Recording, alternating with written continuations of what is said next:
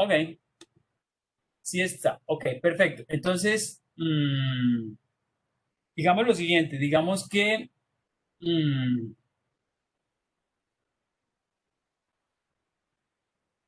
vamos a trabajar un poquito de ética, ciencia, ética, estética. Son dos tópicos diferentes. Ética y ciencia, para continuar la presentación de hace 8 días. Ética y estética, bioética y unas conclusiones y el cierre. Entonces, ética y estética, eh, veníamos hablando un poco de cómo, hace 8 días, de cómo el concepto de ética, de cómo el concepto de ética y de etos había evolucionado.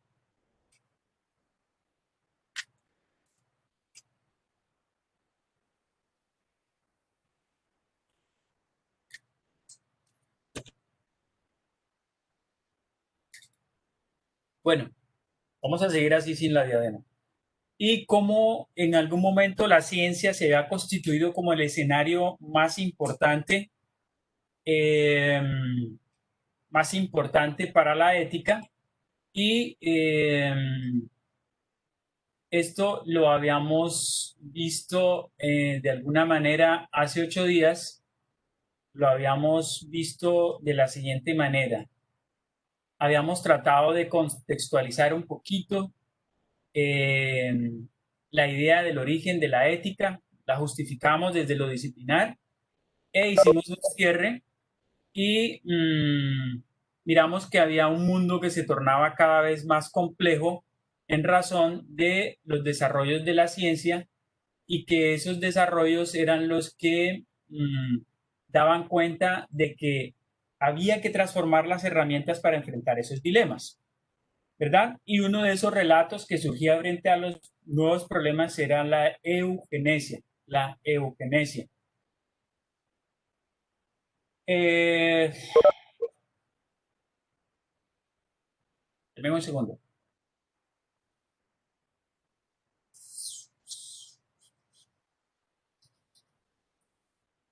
Ok, la eugenesia y que la ciencia estaba trazándose un proyecto.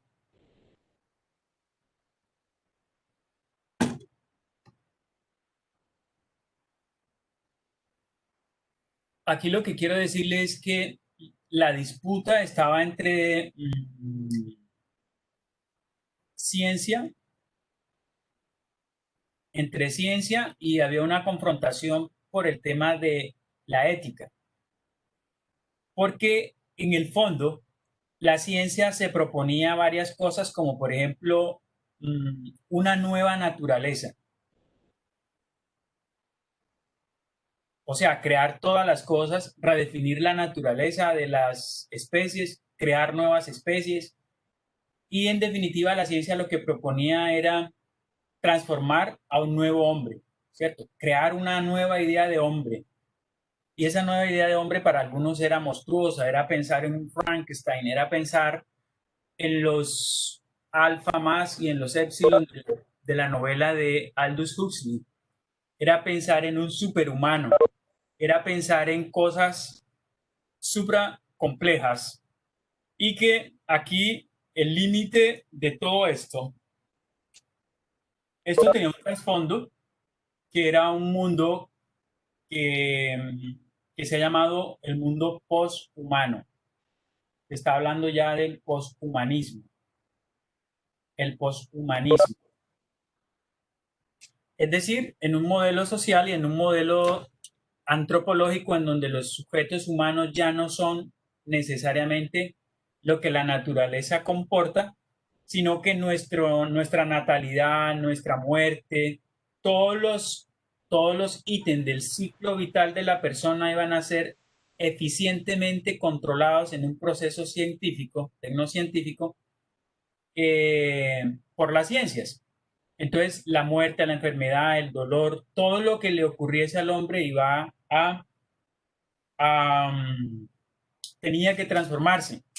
Pero la teoría del poshumanismo trae consigo otras teorías. En el fondo, en el fondo hay unas teorías ocultas, que por ejemplo una de ellas es la teoría cyborg, la teoría de que los seres humanos necesitan un soporte cibernético, tecnológico, porque detrás o juntamente con la teoría cyborg está también eh, la teoría Morphy. Esto es igual a transformar, o lo que los griegos llamaban de alguna manera la hibris. La hibris es hacer mezclas, hibridar, un blend, como el whisky, como el ron, es una mezcla entre pescado y tomate, sale un producto nuevo llamado sour flower, que es un tomate transgénico. Una mezcla entre, entre moluscos y reptiles, surgen especies totalmente complejas, porque el hombre, hay cosas del hombre que la naturaleza no le dota. Por ejemplo, el hombre no regenera. Si uno se corta un dedito, ese dedo no regenera. Pero hay especies que sí lo hacen con una maravilla, como maravillosamente. Por ejemplo, las estrellas de mar, los moluscos regeneran, las lombrices regeneran totalmente, las salamandras, nosotros no regeneramos.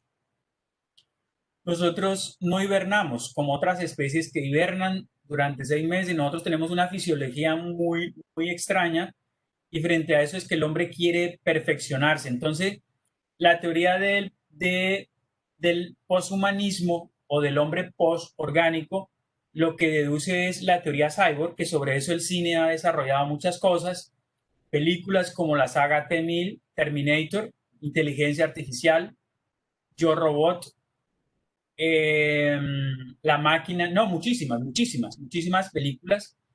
Y el hombre se transforma entre, por ejemplo, esas películas como Depredador, que uno, o la misma película Transformer. El cuerpo humano es humano, pero además puede transformarse en una máquina. Y de hecho lo que somos es un proceso de adaptabilidad. Nosotros hoy interactuamos con dispositivos como el computador, el teléfono, y lo que hacemos es adaptarnos, pero en el futuro lo que va a pasar es que el mundo y la interacción con las tecnologías va a ser un poco más intuitiva porque la tecnología que está afuera, como dicen los teóricos, bueno, como dice realmente Andrew Dobson, que es el que acuña el término tecnósfera, ya no esa tecnósfera como una esfera llena de tecnología, como si fuera una atmósfera, una biosfera llena de vida, lo que va a haber es una tecnósfera, es decir, una esfera llena de tecnologías y que esas tecnologías, como han mostrado ya también bastantes películas, van a atrapar al hombre y lo van a engullir y se lo van a ir tragando y que lo que van a surgir son individuos, nuevas sociedades, androides, como las que ya se pueden acceder a comprar en Asia, por ejemplo, Valerie, que es un Android que funciona en la casa como un housekeep, como un soporte para la casa, que hace el mercado, que atiende las llamadas, que lee los correos, que consolida información, que está pendiente de pagar los servicios, etcétera. Valerie es un Android que tiene funciones controladas, que trabaja a la par, así como los carros que hoy Google y Uber están haciendo, que son inteligentes, como los aviones, como toda la aeroespacialidad que tiene pilotos autónomos, pues va a haber sujetos autónomos que se dirigen, que se transitan, que hacen parte de este modelo social y que son androides, que tú los puedes encontrar en una tienda y que realmente suplen necesidades de tus funcionalidades cotidianas. Esa es la idea. Entonces, la teoría del poshumanismo lo que muestra en el fondo es otra teoría que no nos atrevemos a veces a hablar de ella, que es la teoría de la obsolescencia.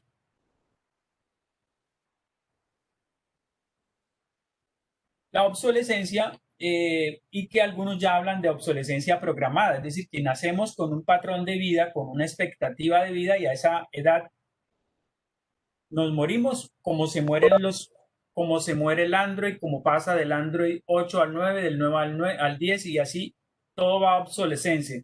Por eso se ha criticado, por ejemplo, a los iPhone, por ejemplo, porque vienen con una programación de obsolescencia que en determinado periodo de uso ya no funcionan, ya no funcionan, ya no funcionan, y la conclusión es que hay que cambiarlos. Entonces, esta teoría de la obsolescencia lo que dice es que los sujetos que son productivos en un modelo económico, los estados no quieren pagarles ese pasivo pensional, no quieren pagar las prestaciones o las garantías o lo que llaman la pensión, y por eso hay quienes todavía creen que pandemias como la del COVID es para acabar con esa población de gente vulnerable, de gente que se vuelve una carga, que se vuelve un problema de justicia, que se vuelve un problema de distribución de recursos, que se vuelve un problema de cuidado y de prioridades en la sociología. Muy parecido a este principio, que es un principio nuevamente eugenésico. Si quieren ampliarlo, por ejemplo, a través del cine o de las películas, en este momento hay como una, ¿qué será eso? Eso es como una serie en Netflix que se llama 3%. Es una serie brasilera y muestra más o menos eso, que hay un mundo ideal, que hay una línea en donde están los humanos hacia arriba, es una línea imaginaria, como la que escribe Boaventura de Sousa Santo o Andrés Fojo, o los teóricos de la subalternidad, que hay una línea imaginaria en el mundo que está la civilización y los bárbaros, ¿cierto?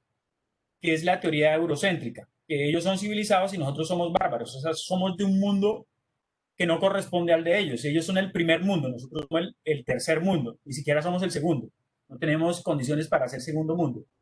Entonces, la película lo que dice es que hay una línea imaginaria donde están los humanos que merecen vivir, vivir bien, y los infrahumanos. Y que pasar de esta línea a la otra requiere una serie de pruebas para ver si uno tiene el mérito o no de llegar a vivir en condiciones, comilla, de humanidad, de verdadera humanidad, lo que llaman en esta serie mar alto, o sea, como alta mar, traduce como, es como una ciudad, es como Londres en la película, en la novela de Aldous Huxley sobre el mundo feliz también, ¿cierto? Es como el ideal, en contraposición a lo que en la misma novela se llama Malpaís, que es como un lugar en México donde la gente todavía nace de forma vivípara, donde la gente se ama con pasión, en donde la gente tiene sentimientos. Y en Londres, en ese esquema literario que dibuja Aldous Huxley, pues la gente se aterra porque en esta sociedad ya la gente no se ama, ya le parece absurdo el olor de la piel del otro, abrazarse, porque todas las personas nacen de manera artificial por un método que allí llaman el método de Bokanovsky. Entonces, el nacer de manera vivípara se vuelve un mito, se vuelve un tabú, se vuelve como, wow, que atrasado, que retrasado, o sea, no lo podemos admitir. Entonces, ustedes son de un país que no es como una aldea en donde, qué lástima que existan, pero no deberían existir. Es un poquito la teoría un poco de Domingo Faustino Sarmiento cuando escribe su obra esplendorosa Facundo y ve a los indios de la Pampa, mm, ve a los pueblos indígenas y campesinos y dice Facundo, esta gente es un costo demasiado para el Estado, deberían morirse, deberían no existir porque si todos esos recursos para cuidarlos nos deberían hacer felices a los que tenemos derecho a vivir, ¿cierto? Es una cosa, es un mundo totalmente determinista y bueno, esa es la realidad. Entonces, esta teoría de la obsolescencia es un poquito la que trae al cuento de que la bioética surge como una ética para confrontar la ciencia. Ya lo vamos a ver más adelante. Y aquí la bioética, en tanto que en el fondo es una ética, tiene mucho que ver con la idea de arte, pero pues debo excusarme en que en el fondo no es solamente la idea de arte cuanto la idea de estética. Aquí el cuento es la estética, cómo la bioética en tanto ética comporta una estética. Pero ustedes dirán, ¿y qué tiene esa vaina que ver con la bioética? Permítanme entonces si yo trato de explicarles de qué se trata.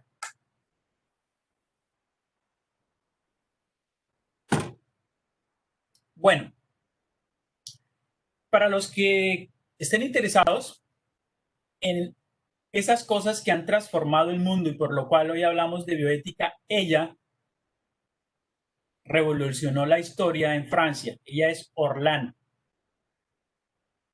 Ella es la pionera de una cosa que se llama el body art. Pero el body art es una postura eminentemente política y sociológica. Entonces, si un fonoaudiólogo, si un fisioterapeuta, si un bacteriólogo no tiene ni la menor idea de qué es el body art y cómo eso impactó las percepciones sociales de la época, cómo Orlan, por qué Orlan trastocó la idea de arte, porque ella lo que trató de mostrar y desde entonces es que el lugar del cuerpo, el lienzo de la obra de arte era su cuerpo. Entonces la gente empezó a preguntarse cosas, pero ¿cómo así que se va a tatuar el mentón de la Mona Lisa? Pero ¿cómo así que se va a tatuar las cejas de la obra X? Pero ¿cómo así que se va a poner la sonrisa de la Gioconda? Pero ¿cómo así? Y ella dijo, sí, eso es lo que voy a hacer. Entonces, hoy que ustedes vean que la gente se tatúa en el cuerpo, que se rompe, digamos, el pabellón de los oídos, lo que se disecciona la lengua, tal vez, y uno esperaría que supieran que detrás de esto hay una postura ideológica porque es que la gente se vuelve el escenario para ver y para criticar como si fuera una obra de arte, ¿cierto? Y aquí hay una cosa que es la que quiero destacar y es que surge una relativización de lo estético. Y hay un aporte importante de lo ético porque en la medida en que el cuerpo es sagrado, desde una lectura teológica, de que uno debe cuidar el cuerpo, entonces, ¿cómo es que le vamos a permitir a esta persona que haga eso que ella pretende hacer con su cuerpo? ¿Qué ley o qué normativa sociológica le puede impedir que eso ocurra? Y aquí hay una pista para entender por qué hemos evolucionado hoy hasta considerar que las fronteras de la bioética, digamos, son borrosas respecto de otras disciplinas que también intentarían explicar el mismo fenómeno del cual estoy hablando, es decir, del body art, de Orlan y de todo esto. Entonces, que usted se perfore los labios como una forma de crítica a la sociedad, pero a la vez como una forma de arte, cuando el dolor se vuelve estético y cuando la sangre hace parte ya no de los colores de la paleta del artista, sino una forma de evidenciar un sentimiento social, yo ahí me quedo un poco confundido. O mejor dicho, expreso para ustedes que la sociedad en su momento se intentó confundir porque no encontraba cómo encajar una cosa con otra. Y cómo es que esta carajada, como dirían algunos colegas, se vuelve arte, qué es lo que tiene de estético, qué es lo que tiene de bello, porque uno entiende que el arte reside sobre lo bello y sobre lo sublime, pero que uno haga lo que hace este señor, por ejemplo, este señor se llama Eduardo Kac. Eduardo Kac, uno pensaría que se va al taller con sus pinceles, con sus acuarelas, y el señor no, el señor se va a un laboratorio, coge un montón de células, coge unos virus, modifica un animal y produce una obra de arte que es famosísima, que ha estado en las principales salas de cine y se llama Alba. Entonces uno ve algo extraño y es, si yo estoy acostumbrado a embelezarme como Sábato en su obra El túnel, en una pintura en la cual yo trasciendo los niveles de lo estético y puedo transportarme, ¿cierto?, a ese lugar. ¿Cómo carambas entonces yo me voy a transportar? ¿Soy defensor de los derechos humanos o si soy de Greenpeace? Entonces, Alba es una coneja estéril por el proceso de modificación que le hicieron para que fuera arte. Entonces, uno podía reclamar el derecho a que Alba se reproduzca. Pero si Alba es una coneja transgénica, ¿cuál va a ser el parejo de Alba para procrear? ¿Cómo es la cosa? Entonces ahí se están trastocando una serie de factores que la naturaleza nos tenía como medio establecidos, pero que ahora con las nuevas realidades se han ido derrumbando esas bases. Y lo que parece ser que ocurre es que en estos tiempos las bases que teníamos para fundamentar los conceptos morales de lo bello y de lo estético y de lo ético se empiezan a destrozar, se empiezan a romper, se empiezan a caer. Y la pregunta que nos hacemos hoy, ¿y cómo interpretar entonces estas cosas? O al revés, ¿cómo es que esas tendencias y esos cambios nos han afectado, digamos, nuestro juicio ético? Porque es que ya Alba no es un objeto transable o vendible como es una obra de arte. Ya Alba no es un objeto para yo comprar y llevar a casa. Yo puedo tener una réplica aquí detrás de una obra importante del periodo clásico de Cartagena, pero ¿cómo le hago una réplica a Alba como obra de arte? ¿O cómo le hago una réplica a Orlán cuando su obra es su propia piel?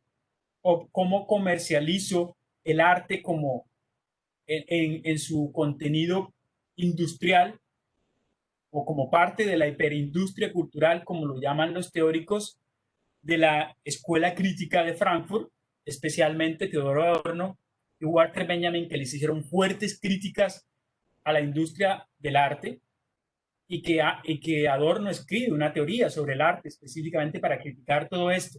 Entonces estamos parados en un modelo de sociedad que cambia, que transforma desde aquellas cosas que no nos damos cuenta, ¿cierto? Y entonces como que el cuerpo humano ya se vuelve escenario de expresividad, como que el ser humano hasta dónde el cuerpo puede soportar y morir a causa de nuestros hábitos. Pero es que el concepto de muerte y el concepto de cuerpo y de cadáver también han cambiado. Yo me voy a permitir entonces, antes de continuar, mostrarle cómo la ciencia ha intentado resolver esos paradigmas. Entonces vamos a decir, por ejemplo, que para el tema de la mortalidad o para el tema de la obsolescencia del hombre, tenemos soluciones científicas muy importantes. Por ejemplo, esta es una empresa eh, especializada en criogenia, se llama Alcor Life Extension. Y lo que está haciendo es una cosa fantástica. Le está diciendo a la gente, mire, si usted está enfermo y tiene una enfermedad que no hay, esto para un estudiante de ciencias de la salud debería ser interesante porque es que aquí se están redefiniendo muchas cosas de la idea de hombre del futuro. Y el futuro no es dentro de 100 años, el futuro es ya mismo, porque esto ya está funcionando. Y lo que están diciendo es, nosotros podemos vitrificar cuerpos y ellos inventaron un concepto maravilloso, hermoso, se llama suspensión criónica, que es que toman los cuerpos y los suspenden criónicamente, o sea, los meten allá en esos tanques que ustedes alcanzan a ver a unas temperaturas controladas en hidrógeno líquido después de haberlos desaturado. Ustedes saben que el cuerpo es 70% líquido, pues sacan todos esos líquidos, los saturan de hidrógeno y ese cuerpo puede de alguna manera, si las células no se rompen las membranas y no entran ahí las estalactitas de estos productos que la crioconservan, pues se van a mantener conservados 50, 70 años. ¿Y qué tal que resulte que en 70 años exista la cura o un tratamiento para uno de estos pacientes?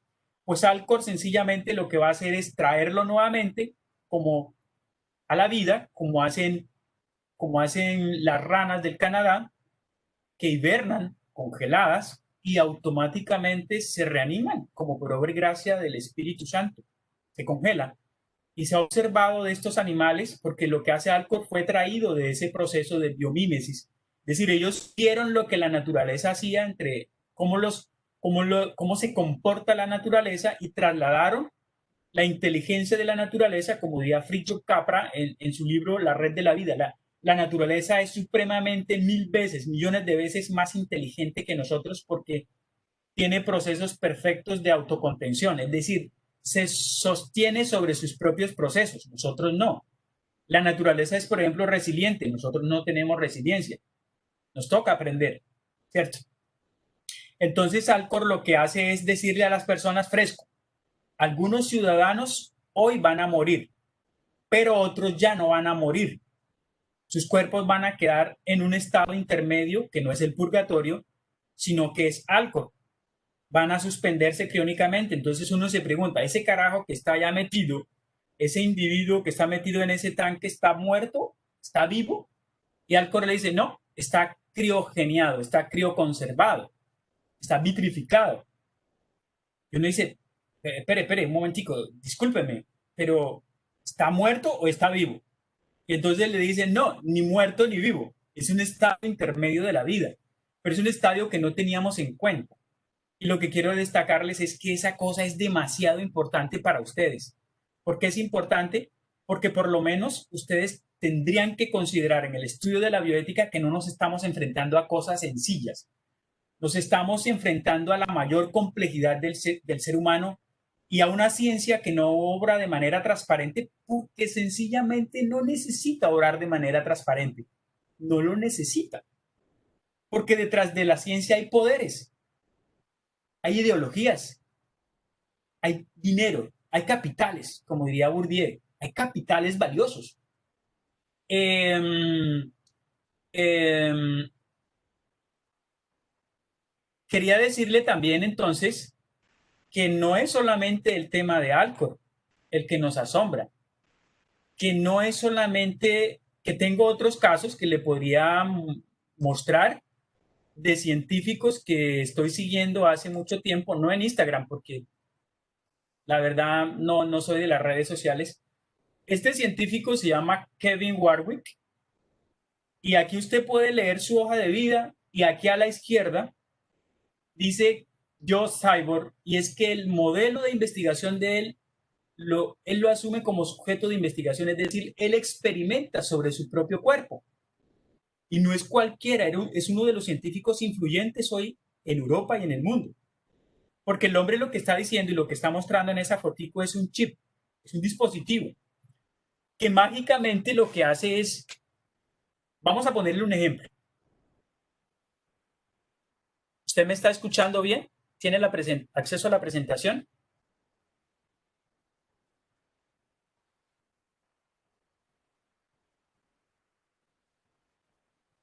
Perdón, ¿ustedes me escuchan? Claro, profe, sí lo estamos escuchando. Muchas gracias. Eso es todavía el desacomode de estar trabajando a través de estas mediaciones. Entonces, Kevin Warwick lo que dice es, mire, vamos a ponerlo en contexto. Si una señora está embarazada, no le escucho, dígame.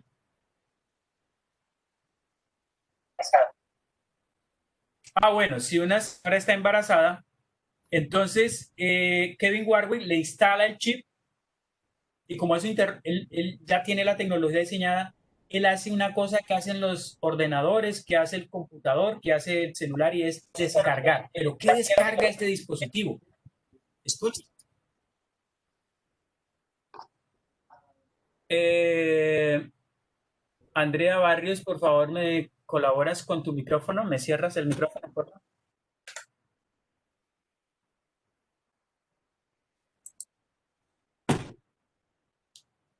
Entonces, lo que este dispositivo descarga son las emociones suyas, sus emociones, lo que ella siente, el dolor del parto, la emocionalidad del hijo, del nacimiento, todo eso lo transfiere en el dispositivo. Y mañana se lo pueden colocar al esposo y decirle, mire, sienta lo que su esposa sintió al parir. ¿Sí? Maravilloso. O sea que uno en el futuro podría sentarse por allá en un cuarto y descargar todas sus emociones y decirle a sus hijos, mire, sienta lo que yo siento por usted, a su esposa, esto es lo que yo siento por usted, y al vecino que más aprecia a usted le manda un dispositivo por correo y le dice, mire lo que estoy sintiendo por usted. O pues, no sé, se me ocurren tantas locuras en la cabeza, porque es maravilloso, es como, es un cara, es un chip en donde yo incorporo información que asimila mi cuerpo. Eso es una vaina súper genial. Ahora bien, pregúntense cosas. ¿Cuánto vale esta tecnología? ¿Cuál es el uso social que le vamos a dar? ¿Quiénes o qué estratos socioeconómicos van a tener acceso a eso? Como Alcor. ¿Quiénes pueden acceder a Alcor? ¿Quiénes pueden vitrificar sus cuerpos? ¿Cuánto cuesta conservar un cuerpo vitrificado? Y si hablamos de principios en bioética, ¿es justo gastarse este dinero en esta investigación? esta investigación tiene algún rasgo de, como les decía hace 8 días, tiene una función social. La gente, ¿por qué está interesada en este tipo de cosas? Si tuvieras que descargar tus emociones, ¿cuáles descargarías y por qué? ¿Y a quién se las darías para que las experimentara como tú en este momento, cierto? Eso nos haría más humanos, o lo que está diciendo esto es, estamos ya en una forma de vida tal en donde vamos a necesitar un dispositivo nanotecnológico que nos ayude a entender las emociones de los otros, porque los psicólogos, los médicos, los fisioterapeutas no nos han, no nos han ayudado a saber cómo es que se siente, cómo es que este hombre lo que está haciendo es realmente poner en concreto la frase de ponerse en el zapato de los otros, porque es que estoy sintiendo tal cual lo que tú sentiste en determinada circunstancia. Si era una sensación relacionada con el miedo, pues ahí está. Yo experimento exactamente el mismo horror que tú sentiste, porque esto está controlado química, bioquímica, neural, molecularmente. Una vaina jodida. Ahora bien, ¿cómo afecta eso la psicología de las personas si yo, que no estoy hecho para parir, siento en mi cuerpo las emociones y las vibraciones del acto de parir? ¡Wow!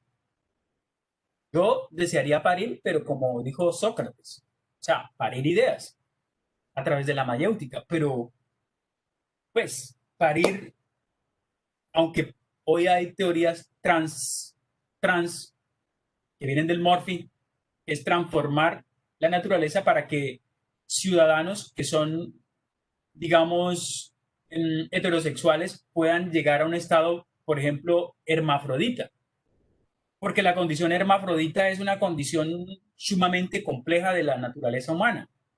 Y sobre ello han investigado y han trasegado, y incluso han escrito filósofos, y hay historias, por ejemplo, las que trae Michel Foucault sobre uno de sus libros sobre el hermafroditismo. Y en la naturaleza hay seres hermafroditas que son maravillosos y se reproducen de manera hermafrodita.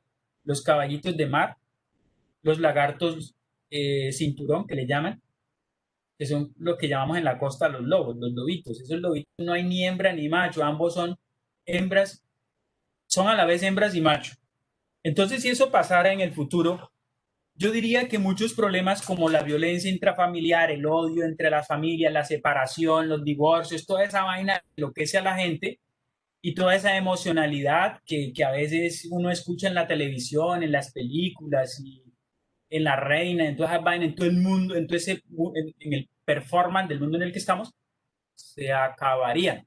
Se acabarían porque tanto ellas como yo no tendríamos un nivel de ni un interés para interactuar, porque usted puede suplir sus necesidades como yo. Así hacen los caballitos de mar, por ejemplo. Bueno, Kevin Warwick, pónganle la mirada no a Kevin Warwick, sino a la tendencia de la ciencia que nos reta a una pregunta de fondo, y es cómo comporta lo ético en estas circunstancias, ¿verdad? Y otro ejemplo que también les quiero compartir, que de pronto les puede resultar interesante, es el ejemplo de... bueno, este es un ejemplo más concreto en este momento.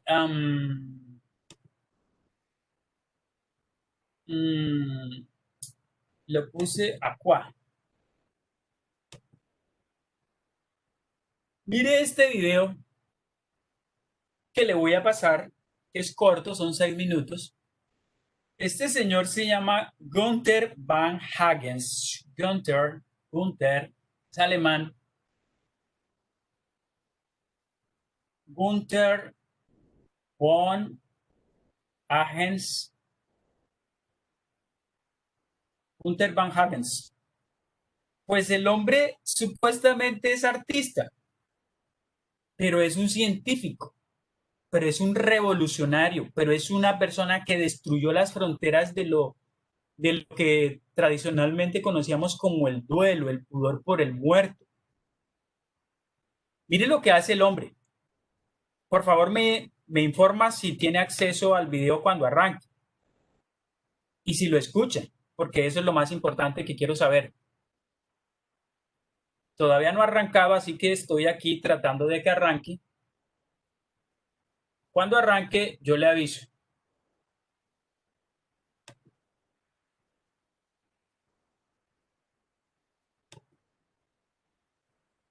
Gunther Van Hagens.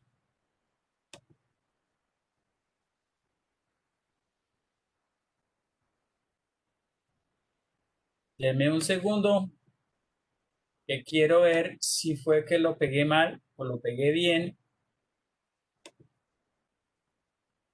Porque si no está bien, lo vuelvo a pegar. Gunther Van Hagens.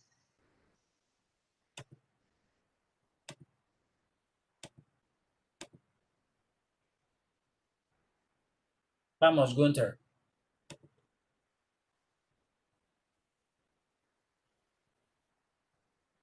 ¿No quiere arrancar mi video? Bueno, eso es lo que me duele a veces de la tecnología. Pero si no arranca, lo vuelvo a... Nocho, aquí las cosas las hacemos funcionar, como dice el dicho,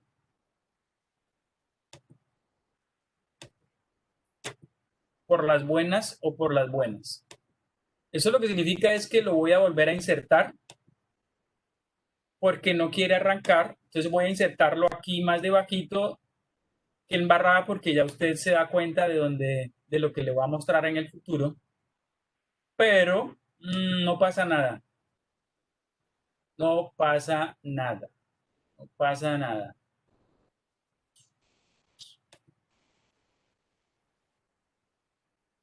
Que me dice que el sitio web no se puede iniciar.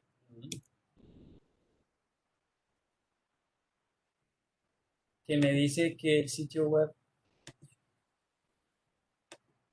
Bueno, no pasa nada. Vamos a buscar aquí. Deme un segundo, por favor.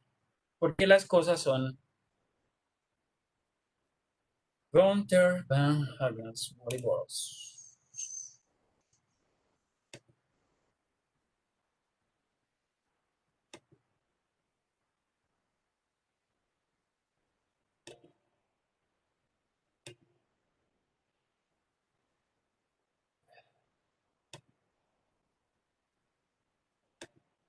Today, through a method called plastination, it's possible to permanently display the inside of a body in a more fascinating and aesthetic way than ever before. Ok, eso está beautiful.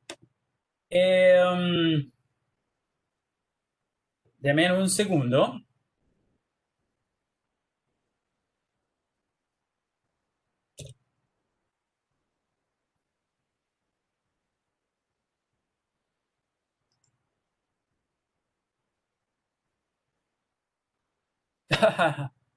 No quiere ser compatible con OneNote.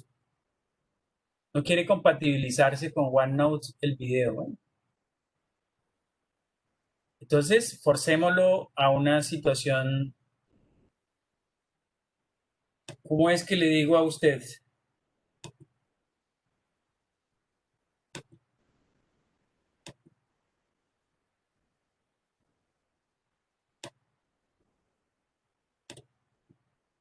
¿Cómo es que le digo a usted acá? ¿Cómo es que le digo a usted que esto no quiere pegar acá, pero eh,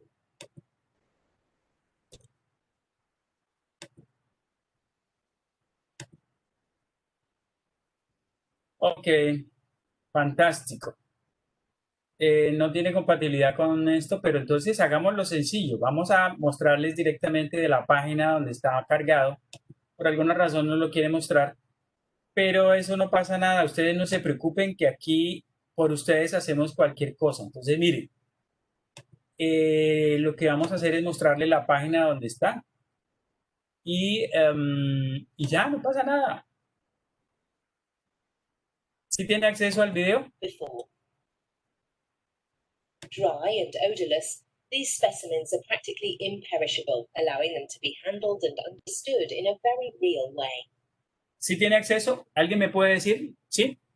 This makes plastinates invaluable, not only for the training of future doctors, but also for educating medically interested laymen.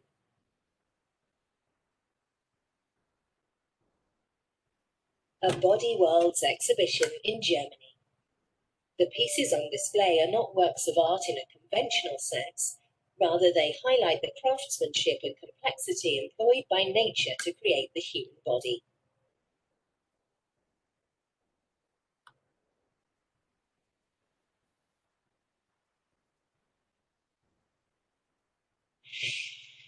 The bodies are real. They come from people who left instructions while alive that their bodies should be donated for plastination after their deaths, in order to help educate future generations.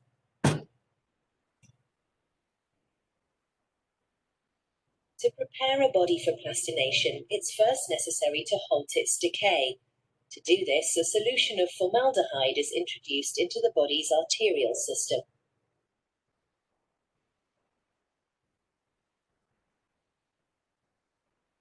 After approximately 3 to 4 hours, the body's whole arterial system has been filled. This destroys all the bacteria. The body will no longer decay. The anatomical preparation, that is, the laying bare of its anatomical structures such as organs, muscles, sinews, and nerves, can begin. First, the skin and subcutaneous fat are removed. The organs, muscles, and sinews, as well as the nerves of the body, are all surrounded by a thin layer of fibrous connective tissue.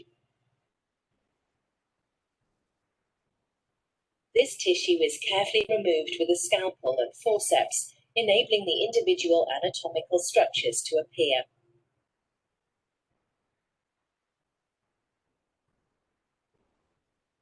Alongside a good anatomical knowledge and manual skill, preparation requires much patience.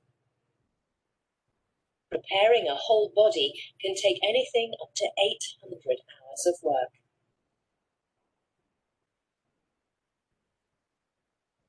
After preparation, the actual process of plastination begins. In the first step, the water and soluble fat in the body are replaced by a solvent. For this, the prepared body is laid in a cold acetone bath at -25 degrees. The acetone, which is still liquid at this temperature, gradually becomes diluted with the body's own water.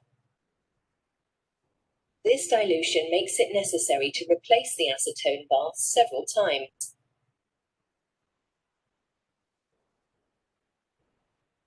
The water concentration in the acetone bath is continuously monitored in the laboratory.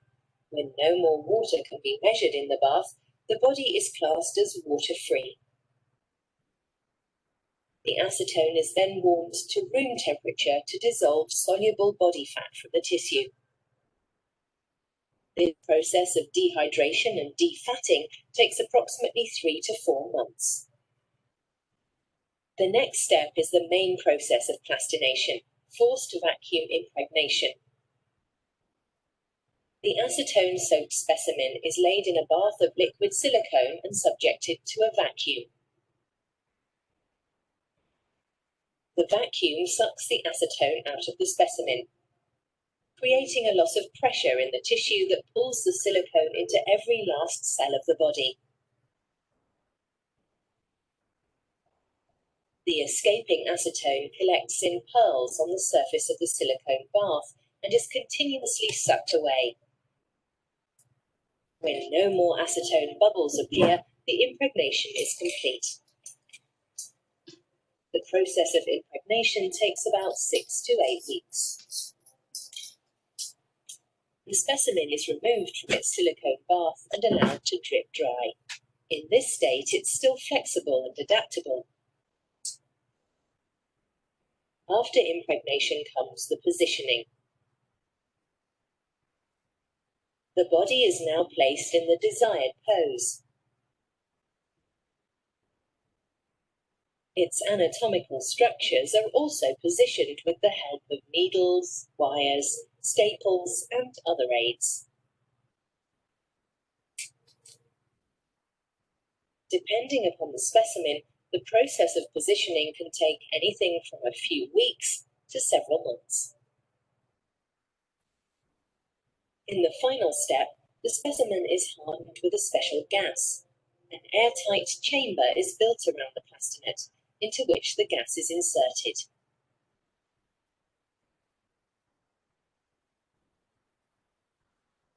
This hardening or curing completes the plastination process. The plastinet is now permanently protected from decay.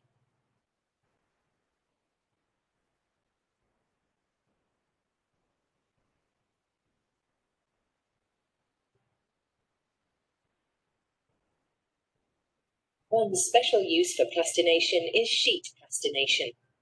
These thin, transparent slices, cut either through or along the body, are particularly suitable for displaying how the various positions of anatomical structures relate to each other.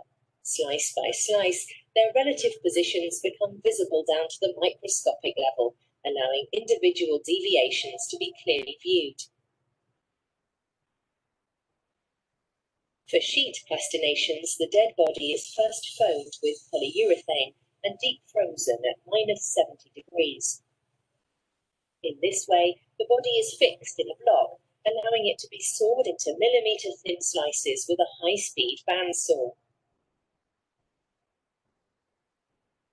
As in silicone plastination, these body sheets have their water and soluble fats removed with acetone before being vacuum impregnated with transparent epoxy resin. In order to provide a polished surface, the sheets are once again cast in epoxy resin following impregnation, this time with a flat glass container. Finally, they are hardened in a kiln.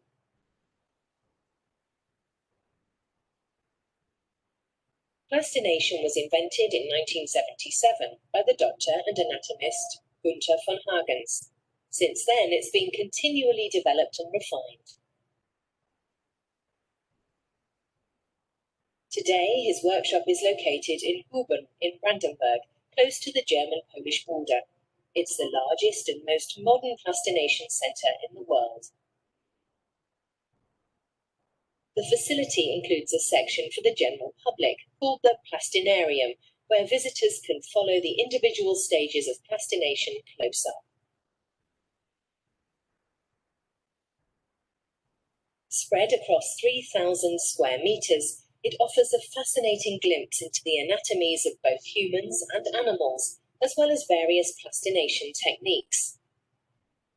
The Plastinarium is a public exhibition, a centre of anatomical excellence, and a transparent factory in one.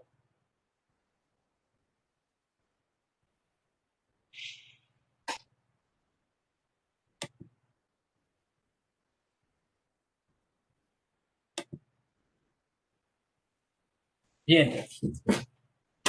Escuche bien lo que le voy a comentar entonces.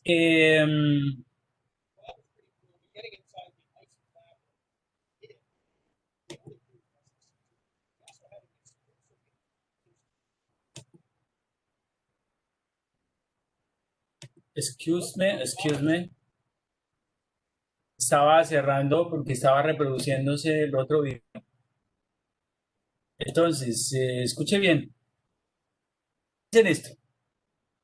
Günther von Hagens tiene un equipo poderoso de médicos que desaturan el cuerpo de manera meticulosa. Pero la pregunta es, ¿cómo hicieron ellos para el consentimiento de estos cadáveres? Para tener derecho a hacer todo lo que hacen sobre un cadáver que ya no es inmoral porque teníamos la percepción de que los cadáveres eran sagrados y que había que enterrarlos, honrarlos y llorarlos. A estas personas entonces no las vamos a llorar, vamos a mirarlos en una sala de museo.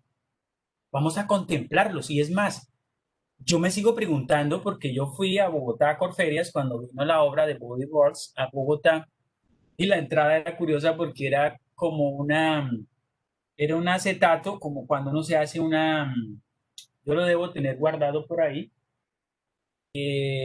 una radiografía. Y les cuento que no huelía a nada, no había mal olor, pero uno sí se impactaba porque había, como mostraban, cuerpos finamente diseccionados, y la gente no iba a ver cadáveres, iba a ver arte. Pero ahí la pregunta es, ¿dónde está lo estético? ¿Dónde está lo bello? ¿Cómo un cambio en lo estético transforma un cambio en lo ético? ¿De qué manera lo ético y lo estético van entrelazados? De manera que la performatividad, la idea, por ejemplo, de belleza, también va vinculada a la idea de justicia. ¿Cierto? Es una vaina supremamente compleja.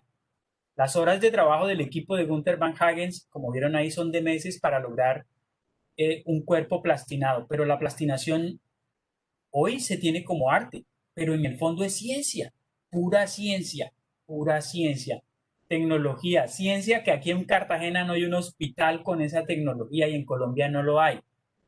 No hay tecnología que sirva ni comparable para atender los casos de niños acá con Zika, con chikungunya, con diarrea, pero allá hay tecnología para darse estos gusticos de desaturar cuerpos y de hacer todas estas vainas, y ahí es donde a mí esto me parece que entra en un plano de reflexión bioética. Entonces, en tanto que allá hay recursos para todas estas maravillas que a uno lo asombran porque contribuye en el conocimiento y en la sensibilización del cuerpo humano, pero también son recursos que uno dice, bueno, son recursos para el goce, para el disfrute, para el hobby, pero que definitivamente la percepción de ciencia que está trabajando detrás de ella no es una ciencia. Los médicos que están trabajando en esos cuerpos cadáveres no están curando a nadie, no están dando soluciones de salud, no están buscando una vacuna para nada, no están buscando una solución para un paciente, nada. Simplemente están fina y detalladamente y de manera concentrada eh, haciendo una obra de arte. Entonces, a mí esto me parece maravilloso y quería mostrárselos juntamente con el tema de Alcor, Life Extension, de vitrificación, y quería mostrárselos, voy a tomar una foto aquí como a la, no sé, bobadas que voy a hacer aquí.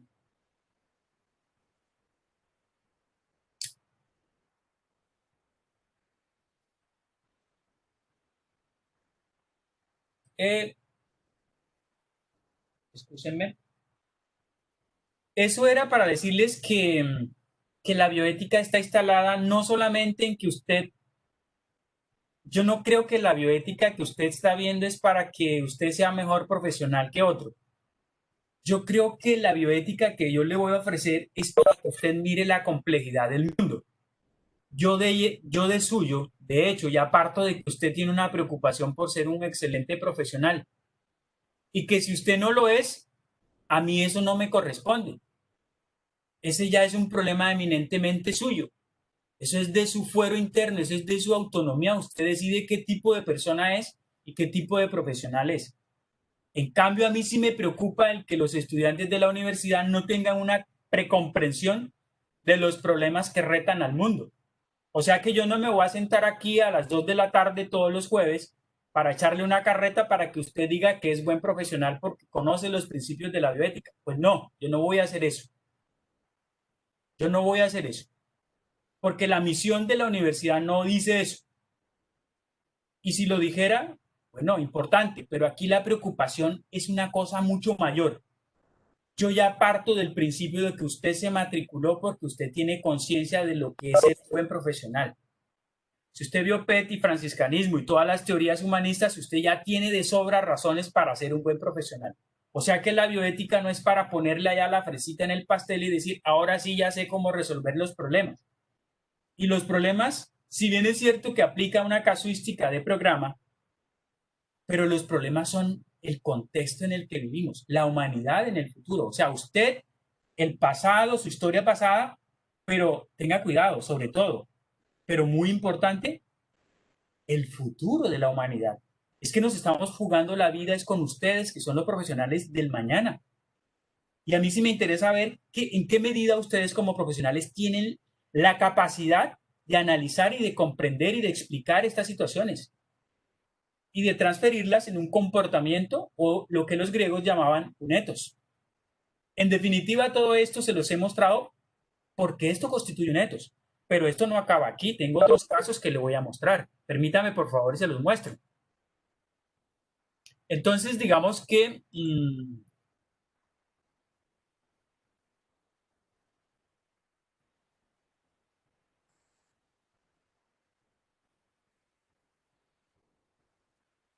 digamos lo siguiente.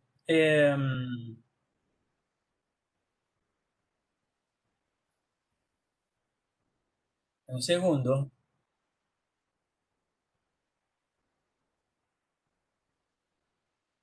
Este OneNote no quiso, mejor dicho, oiga, qué cosa tan horrible, ¿no? Eh, no quiso mostrarme el video, vea pues, pero bueno, lo forzamos. Entonces, continuemos los casos diciendo lo siguiente. Esta señora es famosa, se llama Hannah Sterback. Ya no me da mucho tiempo, son las 3:22, averígüela. Pero le quiero dedicar un poquito más de tiempo a Mark Quinn. Mark Quinn, estamos en el tema estética y ética, ética y ciencia, porque hay aquí como un maridaje entre esos conceptos. Mark Quinn. Mark Quinn hizo algo que le debo decir con mucha calma y con mucho cuidado, y él rompió, así como Orlán, es que ellos se dieron cuenta, los artistas, que muchas cosas que damos por cierta no son más que estereotipos. Entonces, Mark Quinn cuestionó, pero muy fuertemente, la belleza como estereotipo social, es decir, como constructo. Y él, ¿qué es lo que yo reflexiono de él? Que él nos da pie para pensar que muchas cosas que damos por cierta en la vida, que se sostienen sobre creencias antiguas, son naturalizaciones, son mitos, son creencias, son, en el sentido estricto, estereotipos. Y él creó esta escultura para decir, esto es la Mona Lisa del arte, esto es lo más bello. Y la gente empezó a decir, pero ¿cómo le ocurre a usted una señora sin brazo, con cabeza de hombre, sin piernas, con los pies torcidos? ¿Usted cree que eso es bello? Y él dice, claro, lo que pasa es que en el mundo de lo bello en el que ustedes se han educado y se han creado, esto es una imperfección. Eso lo que significa es que lo que ha evolucionado es una idea estereotipada de belleza que resultó en algún lugar del mundo, y como ese lugar del mundo fue imperio, esa idea como pasó con las religiones y con la filosofía y con la medicina y la filosofía no surgen en Grecia. Las primeras universidades no surgen en Europa. En Asia ya habían universidades. Lo que pasa es que estas culturas no fueron poderosas y no fueron imperios, de modo que sus ideas no se establecieron como universales. De tal manera que lo que posiblemente nos dice hoy la teoría del arte unido a la bioética es que también muchas cosas que, comillas, y lo digo con cuidado y con respeto, que hoy damos por buenas y por justas, es posible que sean estereotipos. Por ejemplo, en la filosofía del 99% de los colombianos hay un filósofo popular llamado Diomedes Díaz. Y ahí él era experto difundiendo estereotipos como estos. Por ejemplo, la idea de infidelidad la naturalizamos como un tema cultural, sobre todo en la costa, donde a todos los compañeros o amigos le llamamos cachón. Bueno, este Diomedes lo que decía era, yo sé bien que te he sido infiel, pero ¿sabes una cosa? En el hombre eso no se nota. Pero, ojo, es triste que lo haga una mujer, porque pierde valor, porque pierde todo honor. Entonces, fíjense, se estereotipó la idea y se le dio un valor y se naturalizó. Y allí surge una cosa que es lo que hace el arte y lo que hace la ciencia conjuntamente, y es desarrollar una vaina que ustedes no sé si la habrán escuchado, que se llaman los niveles, voy a tratar de escribirlo acá, los niveles de autorización social.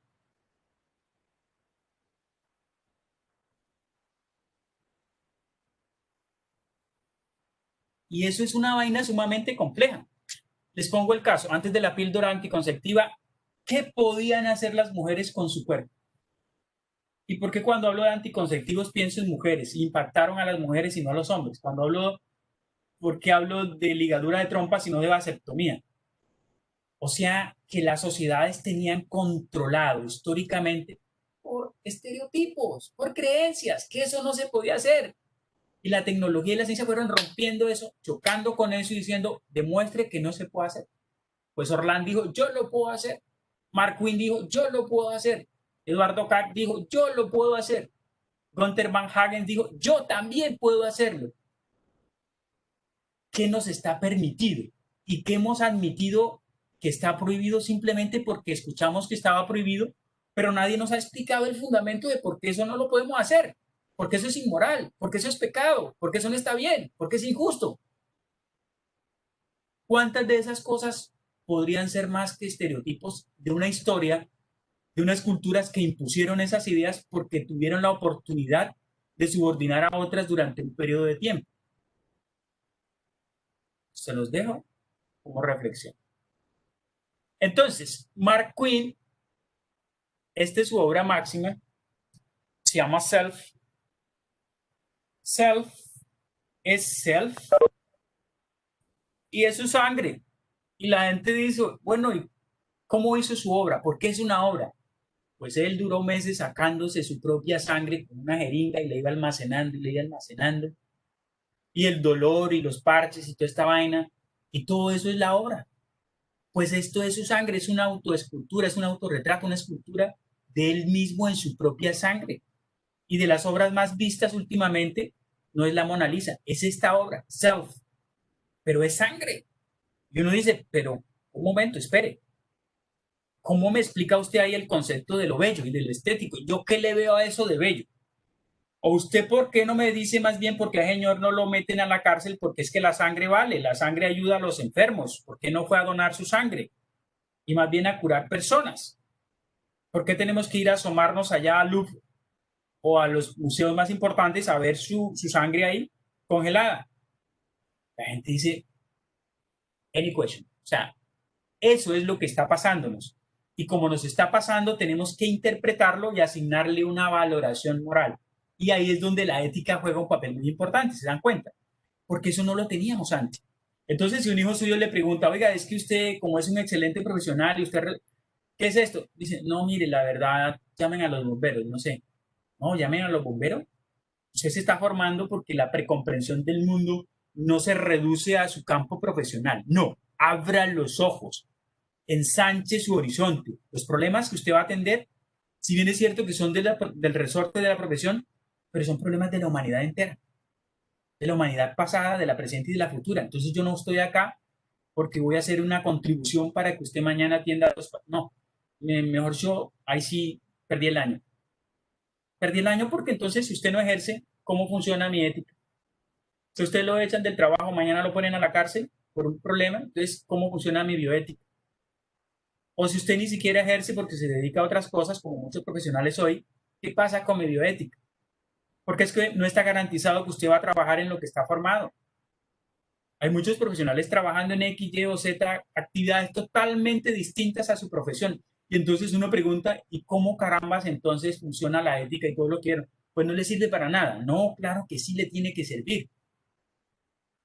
Bueno, 3:30, vamos a ir terminando.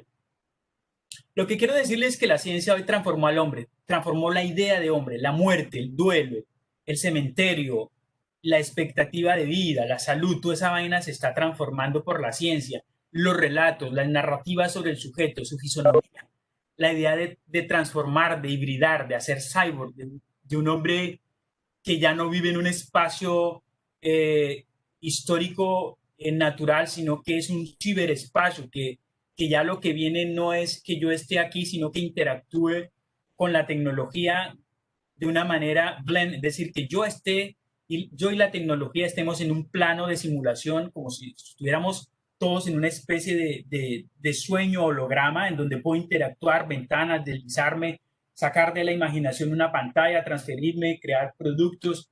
Y lo que se viene es que las, los niveles de autorización social están cambiando. Botero nos dio lección. Esos gorditos, esas llanticas que criticábamos, que no nos gustaban, que no queríamos ser, pues Botero las puso en los parques. Vaya al Parque de Berrío, vaya a la Plaza de Santo Domingo, vaya a Francia, va a todas partes, admirado de los gordos. Es una crítica, es una denuncia, es una postura política, es una postura ética, ¿cierto? Es una vaina interesante. ¿Dónde está la realidad? ¿Dónde está la humanidad? No, cada vez esas cosas son un poco más difusas, porque el mundo está cambiando de manera muy rápida y parece ser, como dice Paula Sibilia, que vamos hacia una poshumanidad. Poshumanidad, es decir, que una cosa es la humanidad en la que vivimos y otra es la que vamos allá. ¿De qué manera el giro ético afecta a la sociedad hoy? Esa es una pregunta que le dejo para que la reflexione. Porque es que en su barrio, en su casa, en las relaciones que lleva usted con su familia, hay dilemas, hay conflictos éticos. Y usted en el fondo se define como una persona. Yo le preguntaba a los estudiantes, ¿usted tiene principios? Claro, profesor. ¿Por qué cree usted que no? No, yo no lo pongo en duda. Dígame un ejemplo. Yo me caracterizo porque mi principio es la responsabilidad. Yo, bueno, bacano, bacano. Pues yo no estoy aquí para que usted sepa el contenido teórico de la responsabilidad. No, me faltaba. Yo estoy aquí es para algo más complicado y es ver si usted es capaz de ver en su barrio, en su trabajo, en su profesión, cómo interioriza la responsabilidad, porque la responsabilidad no es un constructo racional, es una forma de ser. La responsabilidad camina a través de sus pies, habla a través de su voz, coge, trata, atiende a través de sus manos y de sus gestos. Y en el barrio usted puede ver quién es responsable y quién no lo es, porque es que acá no hay medias tintas. O es responsable o es irresponsable. O es discreto o es indiscreto. ¿Cierto? Entonces, o es probo o es mentiroso. O es íntegro o es nada, mejor dicho. Una cosa. ¿Verdad? Entonces yo le decía al estudiante, amigo, si yo le hago un parcial y le pregunto la definición de responsabilidad, no, a mí no me interesa eso.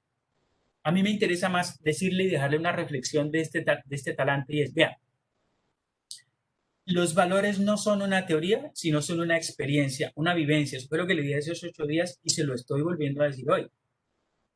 El mundo está totalmente en una paradoja de complejidad, pero a nosotros lo económico, es decir, lo sociológico, nos impele, nos exige tanto que demanda el 99% de nuestra atención. Y los demás problemas de la sociedad, es decir, aquellas rutas que, como decía John Naisbitt, aquellas tendencias que movilizan a la sociedad para un lado y para el otro, nosotros no las atisbamos, ni siquiera sabemos que esas vainas ocurren, porque la preocupación nuestra es levantarnos cada día a conseguir el pan, porque ese es el modelo de sociedad en el que hemos vivido, en un modelo de sociedad que corre todos los días a levantarse para buscar la comida, porque no es un modelo de bienestar como se pensó en otros tiempos, porque no tenemos garantizado nada, porque nadie de ustedes y yo nos vamos a jubilar, porque tenemos la incertidumbre permanente de no sabemos qué va a pasar mañana con la economía, porque nos han cercenado las libertades y nuestros derechos hay que hacerlos exigir a través de instituciones corruptas, porque los procesos de atención en salud son cada vez más precarios y sabemos que hay centenares de millones de pesos ahí metidos y nadie sabe dónde están. Porque en otros países no solamente atienden bien a los pacientes, sino que la ciencia permite hacer otras cosas que parecen deslumbrarnos, pero que acá ni siquiera tiene uno que lo atiendan. Por ejemplo, en el hospital donde atendieron a mi mamá, había que llevarlas los elementos de atención. Yo, wow, pero no, que hay que traer un paquete de algodón, así, yo, por Dios santo, ni siquiera el hospital tiene eso. Le toca al paciente llevarlo. No había una cama. Hubo que alquilar una silla para sentar al paciente un rato. No puede ser esto, no puede ser esto. Esto me tiene totalmente desbordado. Entonces, frente a eso, surge una cosa maravillosa. Ay, perdón, no. Espere un momentito. Surge una cosa maravillosa que es que es, yo aquí cometí, ¿qué pasó? ¿Qué pasó, Luigi? ¿Qué pasó? Que voy a revisar la agenda, porque yo le había dicho a usted que iba a hablar de ética y ciencia, y mal que bien le conté algo. Ética y estética, y bueno, ahí más o menos le embolaté un par de ideas. Y le voy a hablar de bioética un poquito para hacer las conclusiones. Entonces, cuando le digo que le voy a hablar de bioética como un proceso en el cual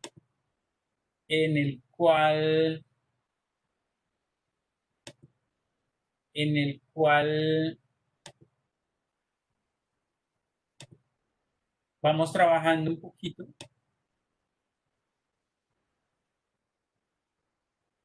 pues sí, lo que le tengo que decir es que surge una cosa llamada bioética, que en primer momento, pues fue una gran discusión, que el estatuto epistemológico, que cómo se fundamenta esto, que cómo se llama lo otro, bueno, en fin.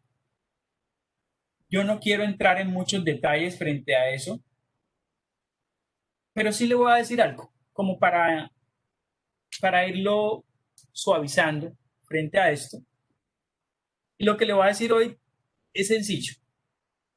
Le voy a decir, mire, no es cierto muchas cosas que nos han dicho históricamente. Que la medicina le debe a Hipócrates. Pues sí, le debe a Hipócrates, pero también le debe al Chen Sikin, también le debe a Asaf, le debe a muchas otras cosas, a Thomas Percival, le debe al Caracas Anjita. Es decir, yo lo que quiero decirles es que si bien es cierto que Hipócrates funda un principio universal que se sostiene hoy, que es primum non nocere, es decir, ante todo no hacer daño, esto lo podemos llamar como la idea de cuidar al otro.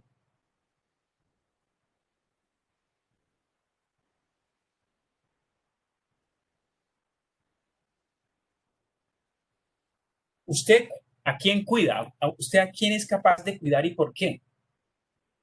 Porque los médicos, ¿usted se siente cuidado cuando va al médico?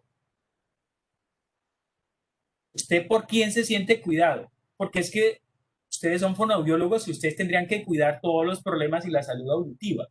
Los que son arquitectos, bueno, cuidar. ¿Qué cuida un arquitecto? Pues imagínese, ¿qué tal que el arquitecto no tenga el sentido de cuidar al otro y le construye una casa que le caiga encima, como pasó en Medellín y aquí en Cartagena también?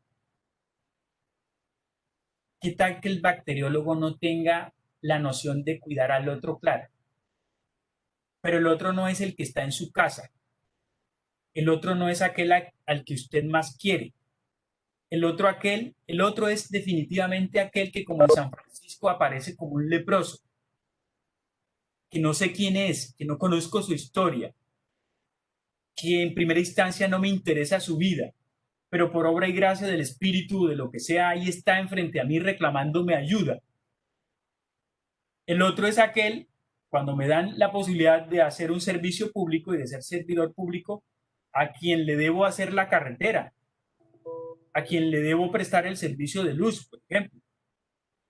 Entonces, el otro es el que reclama la idea de cuidar, porque la medicina y la ética tienen que ver con la vida, pero cuidar la vida no es solamente cuidar mi vida, es cuidar la vida fundamentalmente del otro, porque en esa medida es que mi vida tiene sentido, ¿cierto? Entonces, lo que yo le quiero decir aquí es que el apóstol, ya con esto termino, para dar un espacio a la conversación, la bioética surge en un contexto en los Estados Unidos, porque este señor, vaya, que lo hice mal, este señor que se llama Van Rensselaer Potter, y Van Rensselaer Potter estaba preocupado con un montón de cosas. ¿Y qué era lo que lo preocupaba? Acá debajo las puse. Estaba preocupado por explicarle a la sociedad por qué se estaban haciendo, por ejemplo, en Ciudad del Cabo empezaron a hacerse trasplantes de corazón. La gente se preguntaba, oiga, y explíqueme, ¿y de dónde sacaron el corazón? ¿Cuánto vale un corazón? O sea, el corazón estaba muerto. ¿Y qué pasó el otro? Señor, lo enterraron sin corazón. Es que en la Biblia dice que el corazón es el centro del sentimiento. Entonces este señor siente con el corazón del otro. Bueno, un poco de preguntas, pero en el fondo habían vainas más duras, como la justicia. ¿Cuánto vale un trasplante?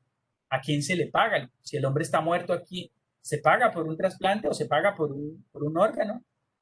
No, eso eran unas vainas complicadas. Karen Kinlan es la primera mujer que es creada probeta, porque es que lo que pasaba es que ya habían hecho muchos experimentos en vegetales y en animales y estaban haciendo reproducción artificial en plantas y reproducción en animales y en vacas y en bovinos y buscando un poquito la idea de crear seres perfectos, seres con mucha masa muscular, pollos grandes, vacas lecheras, tomates grandes, papas grandes, todo era con un sentido comercial. Entonces, cuando fueron a crear a Karen Kinlan, dijeron, bueno, ¿y qué?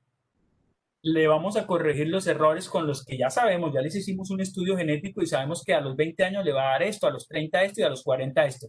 La pregunta es, si ya sabemos de lo que se va a morir, si no le atropella una moto o un carro, ¿le podemos corregir esos errores genéticamente y que ella nazca perfecta? ¡Wow! Esa pregunta fue tentadora, tentadora, tentadora. Tentadora, no se imaginan. La gente empezó a pensar que podía definitivamente evitar la mayor cantidad de males posibles, de los males que nos demandan la vida, el tiempo. ¿Cuánto gasta uno en un médico pidiendo cita, comprando droga, arreglándose los ojos, arreglándose los dientes, arreglándose la vida? Mejor dicho. Entonces, con esa pregunta quiero terminar la sesión del día de hoy y voy a hacer algo y voy a detener aquí